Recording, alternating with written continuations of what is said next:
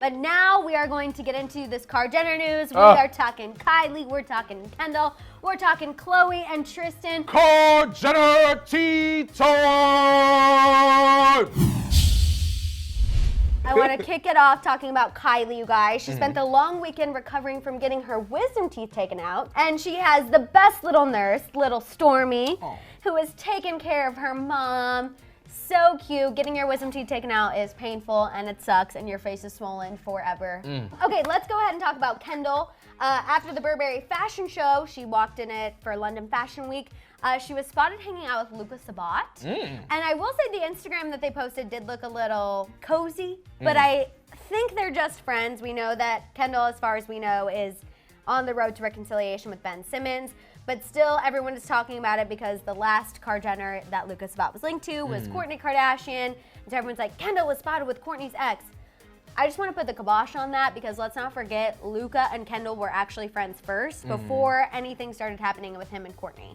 It must suck, Madison, it's one thing to sort of like grow up middle class and then be rich, but to grow up rich all of your lives and realize that like going up to a stranger and having a very normal interaction could like lead to something dangerous or messy, and so they're forced to repeatedly communicate with the same people and date the same people. That's sad. Right.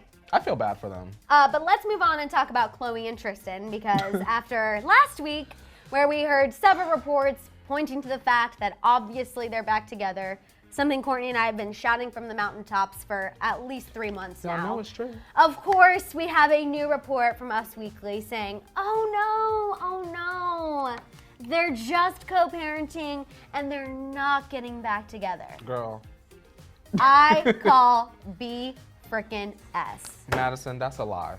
I know, because last week we had all those reports, and again, it was people like us sitting at the table, the T Tribe being on social media, saying, Khloe, WTF are you doing? This is embarrassing. I cannot believe that the self-respect is non-existent. So now, of course, we're gonna kick this week off with all of that damage control saying, oh, they're just co-parenting, nothing's happening, they're not back together. It's because of the backlash.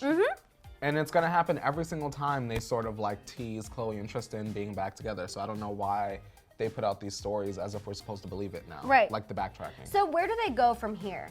Because no matter what, people are not going to like that Khloe and Tristan are back together. But I feel like at some point they have to stop these contradictory reports. So I guess where do they go? These are the things that I guess we have to accept, right? We have to accept that Khloe and Tristan are back together. We have to accept the fact that probably 10 times out of 11, we will probably never see a Jordan reconciliation between her and Khloe ever.